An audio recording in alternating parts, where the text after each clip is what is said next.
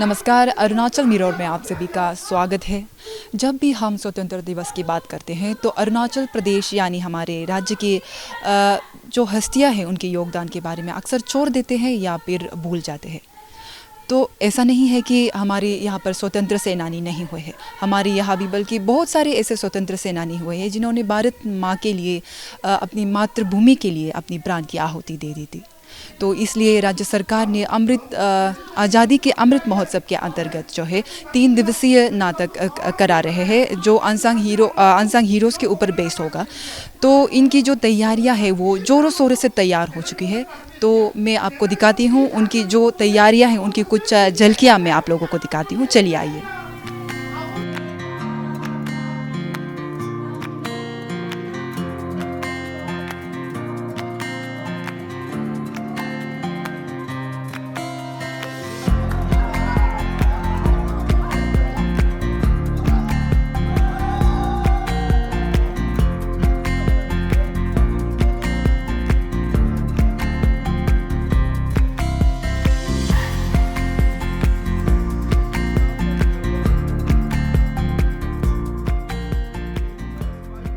तो हमारे साथ है हमारे साथ है जो 3 नाटक के जो डायरेक्टर और एसोसिएट डायरेक्टर हैं। तो सबसे पहले हम बात करते हैं क्राई ऑफ द माउंटेन के जो निर्देशक है, जो डायरेक्टर हैं, उनसे बात करते हैं। नाटक किस तरह से आपने जुड़ा अपनी ज़िंदगी में या एक तो मुझे बिल्कुल नॉलेज नहीं था नाटक का, लेकिन मैं गाती बहुत अच्छी थी, इसलिए पता चला कि 2012 को रिकिन सर जो एनएसडी ग्रेजुएट होके आए थे, तो उसमें एक वर्कशॉप किया था। तो मुझे वो वर्कशॉप अटेंड करके बहुत अच्छा लगा। तो मुझे लगा कि अच्छा, इसमें मैं काम कर सकती हूँ, ये क्रिएटिव फील्ड है। तो तब मैं कंटिन्यू किया। फिर मुझे सिक्किम में भेजा रिकिन सर। फिर वहाँ से मैं एनएसडी दिल्ली में इंटरव्यू दिया, तो मेरा सिलेक्शन हुआ। तो ऐसे मेरा इंटरेस्ट शुरू हुआ। आप शायद ये आपका पहली बार है जो आप डायरेक्ट कर रहे हो इस नाटक को? अ, बहुत बड़ा लेवल में पहली बार है। इससे पहले नहीं, ये दूसरा लेवल पहली बार है। जब मैं NSD national school of drama 3rd year की स्टूडेंट थी, वहाँ एक डिप्लोमा प्रोडक्शन होता है डिज़ाइन एंड डायरेक्शन स्टूडेंट के साथ लास्ट में। वो उसमें 3 साल में जितना जो सीखा है वो उस प्रोडक्शन के अकॉर्डिंग, उस प्रोडक्शन के थ्रू इम्प्लीमेंट होता है। तो उसमें लगभग 1 घंटे का हमने प्ले बनाया था ट्रेन एक्टर के साथ। हाँ, वो उसके बाद वही नाटक थिएटर ओलंपिक में एक बार शो हुआ। उसके बाद तो मैं अपने गांव में बासर में छोटे छोटे बच्चों को लेके नाटक करती हूँ, अभी तक करती हूँ। तो ये दूसरी बड़ा लेवल में डायरेक्शन है। तो इस बार जो है नाटक जो आप लोग ये क्राई ऑफ द माउंटेन कितने महीनों से, वार क्राई ऑफ द माउंटेन, ये कितने महीनों से आप लोग रिहर्सल कर रहे हो? ये रिहर्सल जुलाई लास्ट वीक से शुरू हुआ था। लगभग 25 डेज का प्रोसेस था। 25 डेज में हमने बहुत कुछ सीखा है। कुछ एक्सरसाइज के थ्रू एक्टर्स को इस परफॉर्मेंस तक पहुंचने तक हमने तैयार किया है। तो 25 डेज में तैयार किया। तो अगर हम थिएटर के व्यू से देखें तो ट्रेन एक्टर और अनट्रेन एक्टर में बहुत फर्क होता है। तो आपने किसे, ये जो है आपके ये जो एक्टर्स हैं बहुत ही नए हैं और फर्स्ट टाइम है ज़्यादातर लोग जो नाटक कर रहे हैं, तो आपने इसे किस तरह से ट्रेन किया है? क्या चैलेंजेस आया है? देखिए, चैलेंजेस तो ऐसे कह के बहुत टफ तो करते समय लगता है, बहुत टफ है। लेकिन कई बार ऐसे लगता है कि बिल्कुल नए लोगों के साथ काम करना ज़्यादा वो है, मतलब एक प्योरिटी होता है उसमें। इसके पास कुछ लर्निंग बोल के कुछ नहीं होता है, मतलब अटपटा नॉलेज नहीं होता है, लेकिन जो इसलिए वो बिल्कुल खाली एकदम ज़ीरो माइंड से मतलब रिसीव करता है हमारे बातों को। तो ये कभी कभी इन लोगों का काम बहुत नेचुरल लगता है। हालांकि अपने आप को ओपन करने में हमारी सोसाइटी ऐसे है कि बहुत सारा बाउंडिंग है, बहुत सारा कंडीशनिंग होता है सोसाइटी का, ये नहीं करना है, वो नहीं करना है। लड़का का अलग कंडीशन है, लड़कियों का अलग कंडीशन। तो इस बाउंड्री को तोड़ने में बहुत बहुत ही दिक्कत होता है लेकिन ठीक है, ये एक्टर के ऊपर है, जो मतलब वो खुद सीखने आ रहे होते हैं, वो अपनी डिसीजन होता है कि हमें ये करना है, वो अपने इंटरेस्ट से होके आते हैं, इसलिए बहुत ज़्यादा मतलब दिक्कत नहीं होता। तो हमारे साथ है चोपा प्लांगलू, जो कि ताई कामती के जो प्ले है उसके एसोसिएट डायरेक्टर हमारे साथ है केनेली जिर्दो। तो मैम, आपका इस चैनल में बहुत स्वागत है। Thank you. तो आप एसोसिएट डायरेक्टर हैं चोपा प्लांगलू के। यस, मैं एसोसिएट डायरेक्टर हूँ चोपा प्लांगलू। तो मैम, तैयारी कैसे चल रही है आप लोगों की? तैयारी तो अभी देखो, हम लोग जब शुरू किया था पहले वर्कशॉप से शुरू हुआ था, तो उसमें मतलब हम लोग एक्टर को ट्रेन किया जाता है, तो उसमें बॉडी के ऊपर में, स्पीच के ऊपर में, है ना, कि सब लोग नए एक्टर है तो उसके ऊपर में काम किया था। तो उसके बाद धीरे धीरे हम जब हमें स्क्रिप्ट मिलने लग गया तो हमने डिसाइड किया कि एक एक को एक्सरसाइजेस देखे कि कौन कौन सा कैरेक्टर में मतलब सूटेबल है करके, ऐसा करके धीरे धीरे हम ऐसा करके इस अभी तक यहाँ तक पहुँच गए हैं। आप थिएटर एक्टर होने के नाते, मतलब एक थिएटर एक्टर होने के बावजूद आप एक स्क्रीन में भी आप काम करते हैं, तो मतलब आप बहुत ही, हम कह सकते हैं कि सुपरस्टार है साउथ में। आपके जो है मूवी आई थिंक दो रिलीज़ हो चुके हैं, तीन रिलीज़ हो चुके हैं। तो आपको क्या फ़र्क नज़र आता है स्क्रीन में और स्टेज में परफॉर्म करके?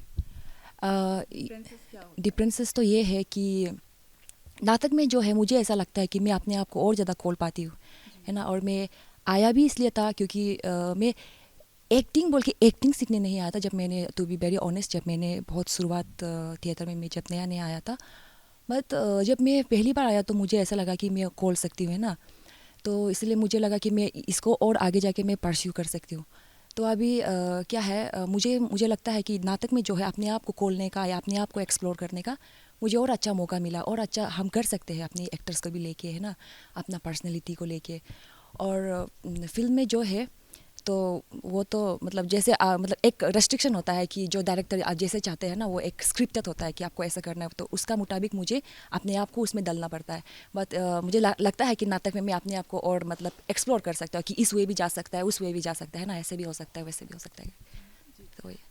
जब हम एक प्ले प्रेफर करते हैं तो एक्टर्स के ऊपर बहुत सारे रेस्ट्रिक्शन होते हैं कि आप मोबाइल नहीं पकड़ सकते, इतने टाइम में खाना खाना है, इतने टाइम में सोना है। तो इतने मतलब रेस्ट्रिक्शन क्यों? मुझे लगता है सिर्फ एक्टर का ही नहीं, हर इंसान का लाइफ में डिसिप्लिन होना चाहिए, है ना। चाहे आप अपना घर का डिसिप्लिन हो, आप जब आप स्टूडेंट होते हो उसमें भी आपका एक डिसिप्लिन होते हो, एक ह्यूमन का रिलेशन होता है उसमें भी एक डिसिप्लिन, सर्टेन डिसिप्लिन होता है। तो वो डिसिप्लिन मतलब एक्टर बोल के नहीं, हर इंसान के लाइफ में डिसिप्लिन लागू करता है। लेकिन आप अगर एज अ टीम काम करते हो तो उसमें और ज़्यादा डिसिप्लिन का ज़रूरत होता है। अगर आप अपने आप में काम कर रहे हो, है ना, तो अपने आप के लिए होता है। लेकिन अगर आप थिएटर कर रहे हो, अगर एक इंसान का डिसिप्लिन बिगड़ गया तो वो सबको मतलब बहुत इफेक्ट करता है। मान लो कोई एक लेट आ गया तो उसको रुकने का चक्कर में सबका टाइम बर्बाद होता है। तो मुझे लगता है एज अ मतलब एक्टर ना, एज अ थिएटर आर्टिस्ट, ये टाइम का जो है वो बहुत डिसिप्लिन होना बहुत ज़रूरी है ना। वही। तो एज ए एसोसिएट डायरेक्टर आपके जो नाटक में चैलेंजेस क्या रहा है आपके लिए? चैलेंजेस तो मेरा जैसे कि मैं अभी कर रहा हूँ खामती ट्राइब, है ना, तो उन लोग बहुत ज़्यादा मतलब अपना कल्चर को लेके, अपना उसको लेके मतलब बंधा हुआ है। जैसे कि मतलब मैं भी इतना, जैसे कि मैं गालो ट्राइब से बिलोंग करती हूँ, मैं भी शायद नाटक ज्वाइन नहीं करने से पहले उतना ज़्यादा मुझे पता नहीं था अपने, मतलब ये शर्म की भी बात है, बट उतना ज़्यादा मुझे नहीं पता था कि ऐसा अच्छा ये फोक सॉन्ग ऐसा होता है, वैसा होता है। तो नाटक में घुसने के बाद बहुत बार ऐसा होता है कि तुमको अपना ये करके दिखाओ, अपना वो करके दिखाओ, है ना। तब जाके मुझे लगा ऐसा कि मतलब अच्छा हमें बहुत सारा इसका इंपॉर्टेंस देना है, बहुत मतलब अपना कल्चर से मुझे और ज़्यादा प्यार होने लगा। तो अभी जब मैं ये कामती पे जाके कर रहा हूँ तो मुझे लगा कि उन लोग ऑलरेडी बहुत, उन लोगों को नॉलेज है अपना चीज़ों के बारे में, जितना हम लोग मतलब जितना मैं अपने मतलब गालो उसमें मैं गालो बेल्ट में कहूँ, उससे ज़्यादा उन लोगों को मतलब अपना हर एक इंसान, हर एक स्टूडेंट, हर एक एक्टर्स अपना चीज़ों के बारे में ज़्यादा पता है। तो कभी कभी ऐसा होता है कि मैं एज अ डायरेक्टर मैं कुछ चीज़ मतलब मैं ऐसे देखता हूँ, लेकिन उन लोगों का कल्चरल रेस्ट्रिक्शंस होता है कि नहीं मैम ऐसे नहीं कर सकते हैं हम, है ना। जैसे कि मैं एक एग्जांपल देता हूँ, हम एक सिचुएशन प्ले कर रहा था जिसमें था कि सभी मोंक लोग वॉक करता है, ऐसा लाइन से वॉक करता है। तो उसमें एक एक्टर ये बोला था, मैं बोला इतना डिस्टेंस क्यों, तो उसने ये बोला कि मैम डिस्टेंस इसीलिए क्योंकि हम मोंक का शेडो को क्या बोलते हैं वो चेप के नहीं जा सकता है, मतलब स्टेप नहीं कर सकता। तो वो सब मतलब छोटे जैसे एग्जांपल है, वैसे वैसे मतलब रेस्ट्रिक्शंस होता है, तो वही चैलेंजेस है। Otherwise it was good, it was super working with community peoples. आप जब एक्टर्स को ट्रेन करते हैं तो आपके व्यूज़ पॉइंट ऑफ व्यूज़ अलग होते हैं, जैसे कि तो एक्टर्स आप जो डायरेक्ट कर रहे हैं उनको समझ में नहीं आता एक्टर्स को, तो आप उसे किस तरह से डील करते हो? समझ में नहीं आता है क्योंकि सब तो नया है, समझ में नहीं आता है ऐसे बोल के नहीं है। मैं बहुत मतलब ग्राउंड लेवल से मतलब शुरू करता, जैसे कि मैं एकदम डायरेक्ट एक्टिंग शुरू करा। ऐसे हम लोगों ने, चाहे वो गोगे मैम हो, लिली मैम हो, हम लोगों ने डायरेक्ट एक्टिंग शुरू करा, ऐसे नहीं है। क्योंकि हर इंसान के अंदर में कुछ ना कुछ जो हम लोग आसपास अपना चाचा को देखता है, अपना मामा को देखा है ना, तो दूसरा की एक्टिंग कर पाओ ना कर पाओ, अपना जिसने आप मतलब अपना लाइफ में आप अपना रिलेटिव्स को देखा उसको तो आप कर पाओगे ना। तो वो चीज़ों से हमने लेके अपना चीज़ों से, कुछ बहुत बड़ा करने को नहीं बोला उन लोगों को, अपना चीज़ों से लेके अपना कल्चर से, अपना सोसाइटी से ऐसे लेके हमने करने को बोला है। तो आई थिंक ऐसे चीज़ों में तो कुछ समझने नहीं आने वाला तो बात नहीं है उन लोगों का, है ना। तो मतलब ऑलमोस्ट तो समझ में आ ही गया था उन लोगों को। That's it. तो हम थिएटर पे आते हैं, मतलब चौफा प्लांगलू पे आते हैं, आप लोग कितने दिनों से रिहर्सल कर रहे हो? रिहर्सल तो सबसे पहले तो 15 दिन का वर्कशॉप हुआ था, और आफ्टर वर्कशॉप के बाद थोड़ा बहुत हमें ऐसे ब्रेक मिला। वर्कशॉप हम इसलिए लिया जाता है ताकि ये नाटक शुरू होने से पहले एक्टर को ट्रेन किया जाए, है ना। तो बेटर अंडरस्टैंडिंग के लिए कि एक प्रोडक्शन होने वाला है तो स्टेज क्या होता है ना, इंसान का बॉडी, एक्टर का बॉडी रिदम क्या होता है, उसके ऊपर में हम लोगों ने ट्रेन किया। तब जब जैसा आफ्टर 15 डेज हमें लगा कि उन लोगों को थोड़ा सा बेटर, मतलब थिएटर तो बहुत बड़ा सब्जेक्ट है, 15 दिन में ऑब्वियसली हम उन लोगों को मास्टर नहीं बना सकता, बट जितना हम लोगों से हो सका हमने किया। तो 15 दिन के बाद जब हमें लगा कि हाँ ऑलमोस्ट थोड़ा बहुत उन लोगों को आ रहा है, समझ में आ रहा है, तो उसके बाद हमारे पास स्क्रिप्ट आ गया था तब तक के लिए। तो स्क्रिप्ट को लेके हमने वो करना शुरू किया। एक एक को इम्प्रोवाइजेशन देगा, तुम 5-5 का ग्रुप बनाएगा, आप वहाँ पे इसको एक सिचुएशन देगा, वहाँ पे जाके आप बना के लेके आओ, इसको आप जाके बना के लेके आओ, है ना। ऐसे करके धीरे धीरे करके, और सिर्फ मेरा अकेला का कंट्रीब्यूशन या रिकेन सर का अकेला का कंट्रीब्यूशन नहीं, मतलब हैज़ ए सब एक्टर ना, सभी का कंट्रीब्यूशन, उन लोग ने भी अपना तरफ से दिया, हम लोगों ने भी अपना तरफ से दिया। तो ऐसे करके ये आज एक सक्सेसफुल नाटक हो पाया है चौपा प्लांगलू। हमारे साथ बातचीत करने के लिए बहुत बहुत शुक्रिया ma'am. Thank you so much. अब हमारे साथ जुड़ेंगे नीनू 80 के जो डायरेक्टर है, निर्देशक है, लिली ngomle मैम, आपका स्वागत है। Thank you so much. By the way my name is relief ngomle। हाँ, वैसे लोग मुझे लिली में भी जानते हैं, रिली में भी जानते हैं। Thank you so much. तो मैम, नाटक के कई प्रकार होते हैं, आई मीन बहुत सारे फॉर्म होते हैं, तो आप लोगों के किस टाइप के फॉर्म कहेंगे जो नीनू 80 है? हाँ, एक्चुअली हमारा फॉर्म अगर देखा जाए तो हम रियलिस्टिक भी नहीं बोल सकते और स्टाइलाइज्ड भी नहीं बोल सकते, क्योंकि उसका मिक्सचर है, दोनों का मिक्सचर, रियलिस्टिक और स्टाइलाइज्ड फॉर्म का दोनों का मिक्सचर है ये नाटक नीनू 80 जी। इसमें मैम आप लोगों ने जो है एक्टर्स को जो इम्प्रोवाइज़ किया है उन लोगों से ही आप लोगों ने मतलब स्क्रिप्ट रेडी किया है, डायलॉग रेडी किया है, इस तरह के फॉर्म को हम क्या कहेंगे मैम? हम इसे डिवाइस्ड प्ले बोल सकते हैं, जिसमें हम डिवाइस्ड करके, एक्चुअली हमारे प्ले में स्क्रिप्ट नहीं थे, रिटन स्क्रिप्ट ना एज रेडी वाला एकदम। तो हमने क्या किया कि स्टोरी लाइन हमें पता था कि करना क्या है।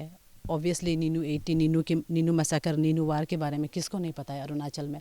तो स्टोरी लाइन पता था, और नेफा वांगसा सर ने हमें बहुत हेल्प किया।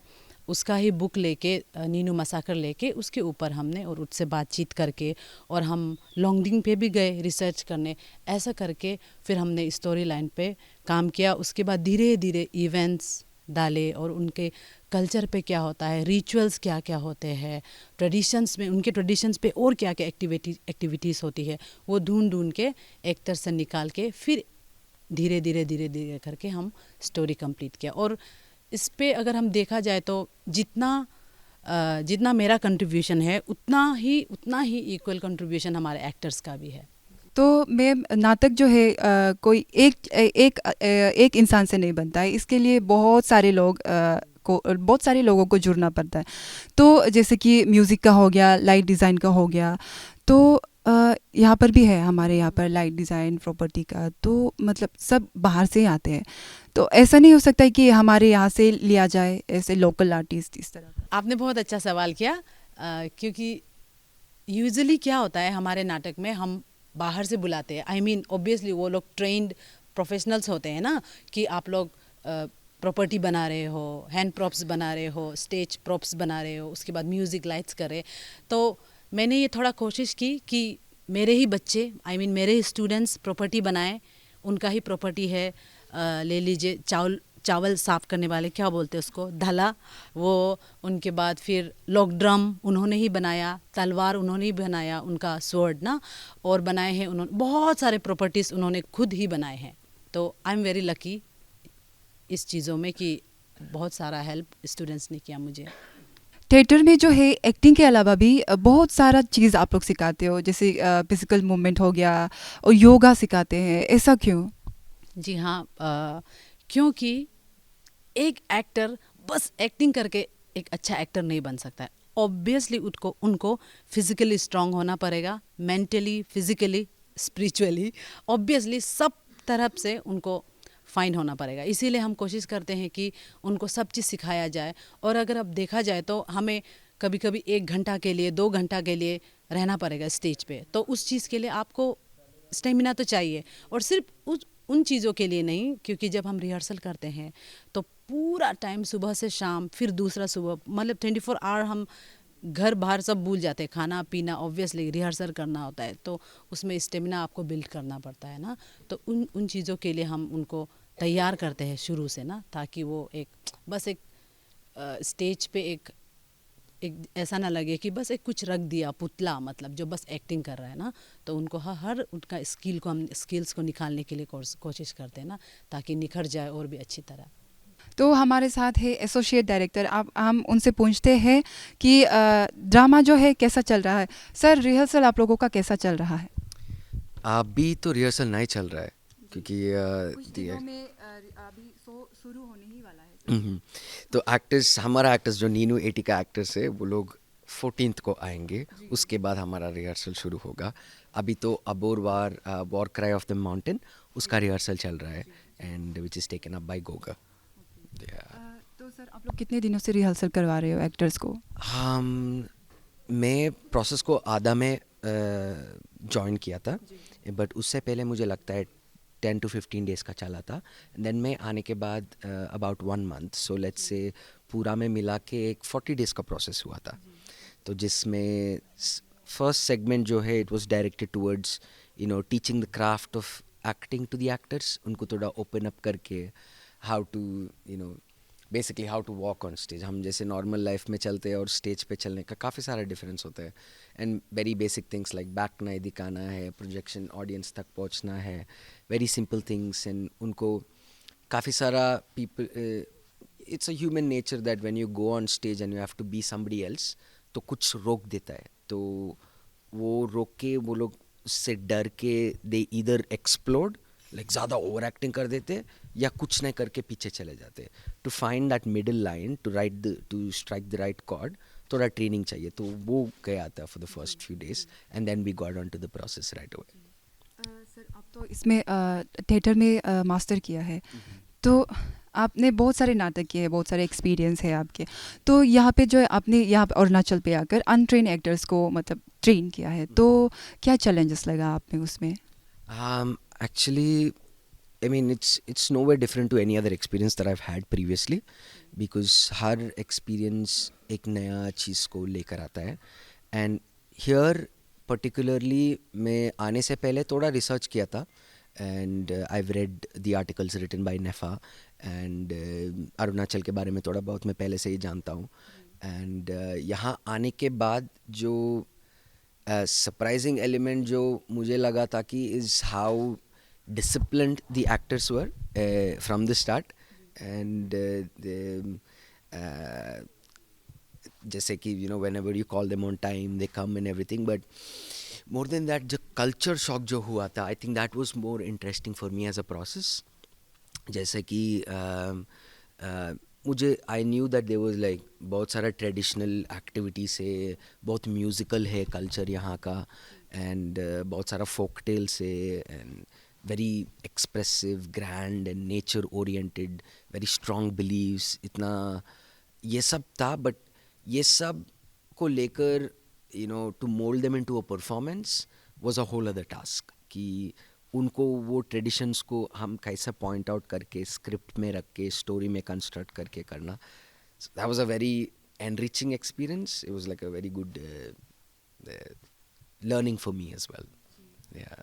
सर तो हमारे यहाँ भी ऐसे बहुत सारी एक्टर्स हैं जो थिएटर में इंटरेस्ट रखते हैं और उनको पता नहीं है कि वो किस तरह से जुड़ेंगे, तो आप उन्हें क्या एडवाइस देना चाहोगे कि किस तरह से थिएटर जुड़ सकते हैं या फिर अरुणाचल में किस तरह से जुड़ सकते हैं?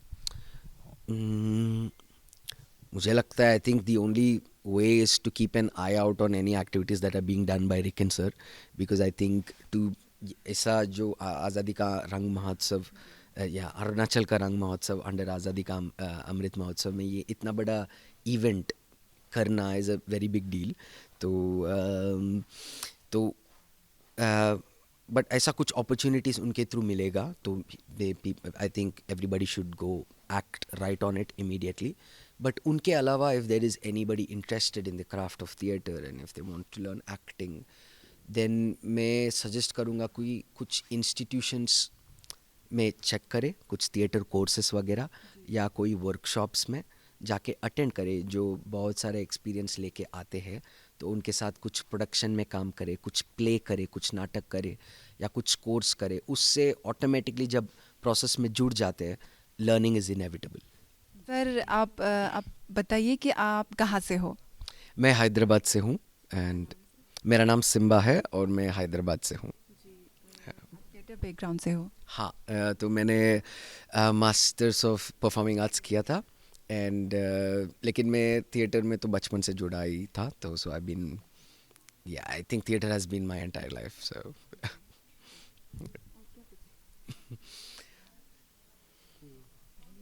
तो सर आप पहली बार अरुणाचल आए हो? हाँ जी, this is my first time coming to Arunachal Pradesh. तो अरुणाचल में कैसा लग रहा है? आपका एक्सपीरियंस कैसा रहा अरुणाचल में? बहुत बढ़िया है. जैसे मैं ऑल माई लाइफ में सिटी में स्पेंड किया था, जैसे हैदराबाद में, एंड कभी कभी ऐसे मेरे गांव जाता था वगैरह. बट ऐसे कुछ थोड़ा बहुत ट्रैवल किया था साउथ में, बट साउथ से north this is my first time and coming to Arunachal Pradesh was just the icing on the cake.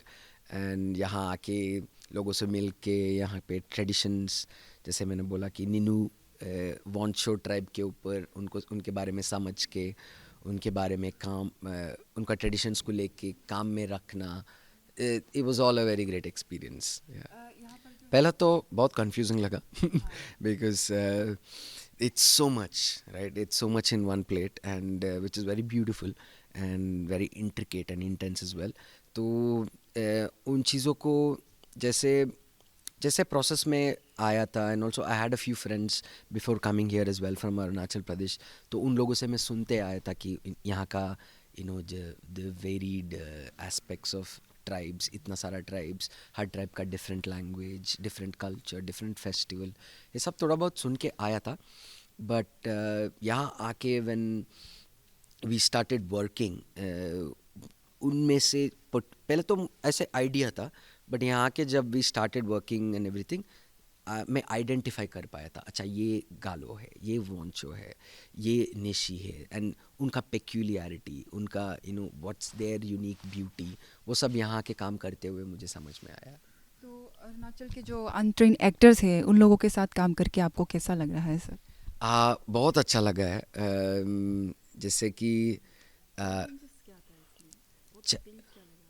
Challenges and तकलीफ तो यही था कि I mean obviously it's theatre it's a process of repetition. It's not a fun job, right? Theater करना is very boring in all its honesty, But उसमें तो obviously you get frustrated during the process and everything. But challenges बोल के तो it's regular challenges ही था. जैसे training, जैसे for example as you mention their untrained actors, तो उनके जैसे बेसिक चीज़, फॉर एग्जांपल बैक नहीं दिखाना है ऑडियंस को, या जो डायलॉग बोलोगे वो प्रोजेक्ट होना है, या कुछ इमोशंस को ऑब्वियसली टच करना है, तो बात करके उसको किसी के सामने बोलना है, तो किसी को भी कोई भी आदमी को वो मुश्किल लगेगा. And specially being on a stage and speaking out those emotions to many people, वो थोड़ा मुश्किल होगा. तो उन चीज़ों पे we worked and I think like challenges बोल के पर्टिकुलरली कुछ भी नहीं था, because we were kind like prepared and we knew what was coming, and time frame पता था, ये स्टोरी पता था, इस पे ऐसा करना करके हमको क्लैरिटी था, तो we went with the flow, and या